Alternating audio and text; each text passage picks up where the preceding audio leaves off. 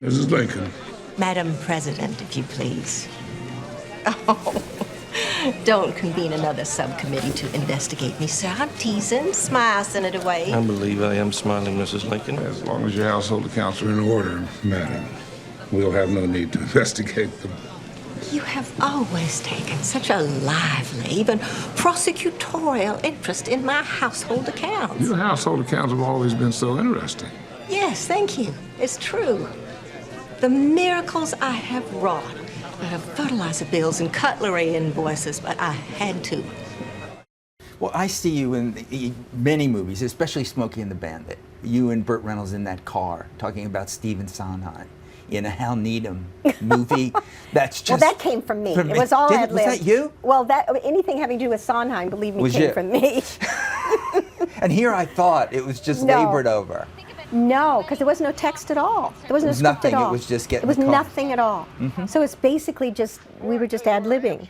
And I've always thought that Stephen Sondheim is absolutely, the most amazing, of a handful of amazing people who have written music since the beginning of music. The guy. Yeah. He's the guy. Yeah, as far as I'm concerned, he's the guy. But then I see you, and I remember Sybil. I just remember you doing, and shocking everybody, you know.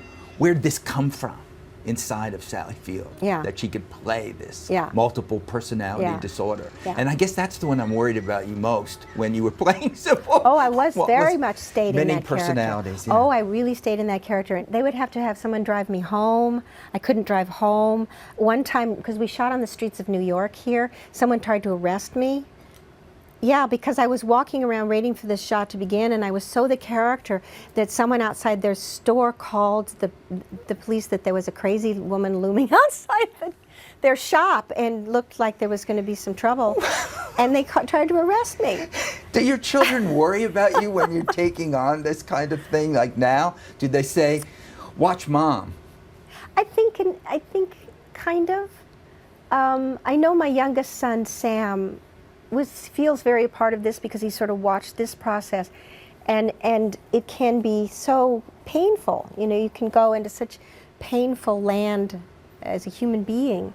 But they knew that I would somehow come out the other side. But Sam did say, when it was all over, we were wrapped, he said, oh, you know what, I'm just so glad I don't have to talk to that really weird woman on the phone anymore. That was me. That was you. Well, on this, we talked a little about this before, but I forget what the organization was that gave you this the HRC, the Human Rights Campaign. Human Rights thing, yes. And you got up there and you spoke your piece, carrying your shoes. Yes. Yeah. I did carry my shoes. They put a box for me to stand on, thinking I was so tiny, and I am. But then I had high heels on, so it made me like loom over the microphone. So I had to take my shoes off. But you wanted to do this. You wanted to come out and say this and support him because you do it and you use the F word and you use it beautifully. I do use the F word, and I was afraid it was music to me. People had asked me to do this before for the Human Rights Campaign, which I very much support, for gay rights and for gays to be able to marry and be respected for that in a proper way. But I was very hesitant to do it because it isn't my story, it's my son's story. Mm-hmm. And I feel it's inappropriate for me to use it as a platform for me to say anything that I feel, because it's his story, and it's his personal life, and it's not mine. And it's his business, but he wanted me to do it. He works for the Human Rights Campaign.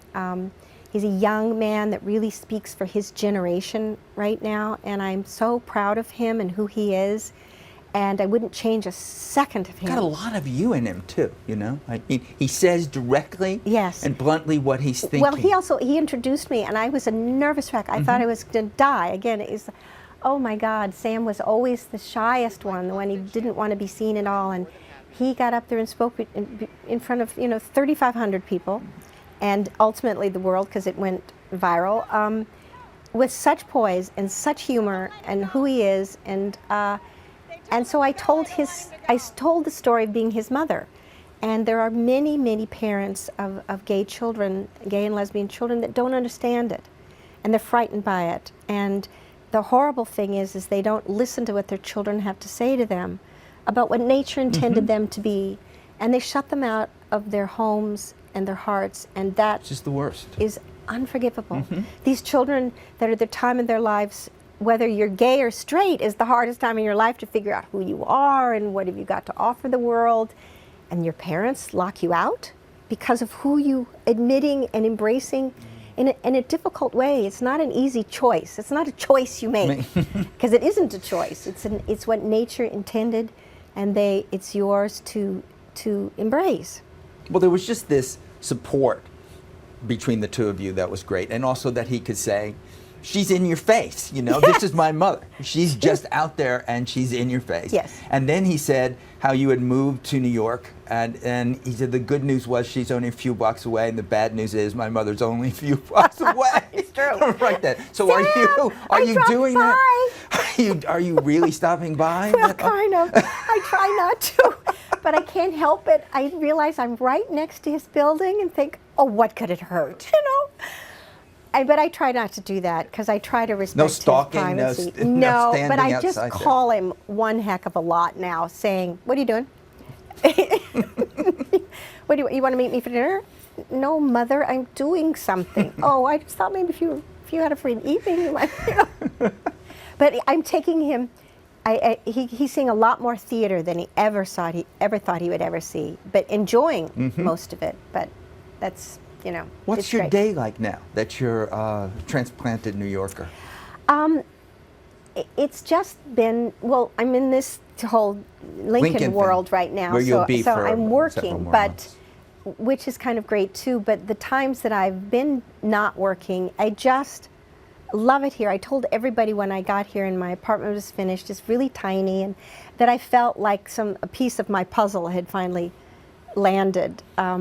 I have wanted to have a place here forever, really ever, and I couldn't do it. So I feel like, okay, this is it. I belong. I get this part now. I get why I was so longing to be here.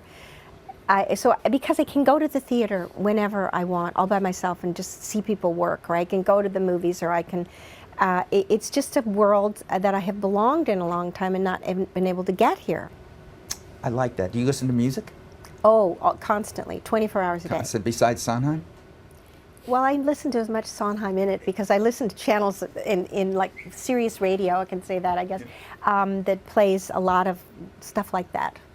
Well, I say it not just because I work at Rolling Stone, because music is there, I but know. because we always end the show with song. Oh, dear. Well, it doesn't have to be a whole song. It's just like a little. Even Tommy did it for me. He did? He did. So you can't back out of Okay. this. Now, it can be anything that's in your head. You don't have to do the theme from The Flying Nun just Oh, because dear it was God a in giant heaven. hit. Oh, the weather outside is frightful, but the fire is so delightful. And since we've no place to go, let it snow, let it snow, let it snow. I wish it would. We just had a hurricane. I know, but now I want But it was- snow. Okay, you I'm a heard New it. Yorker now. I want it to snow. Sally Field wants snow. I thank you so much. Thank you so Great. much. Now you cannot eat the popcorn. I know. I want that it's popcorn. disgusting. No, you don't. You don't want anything of it.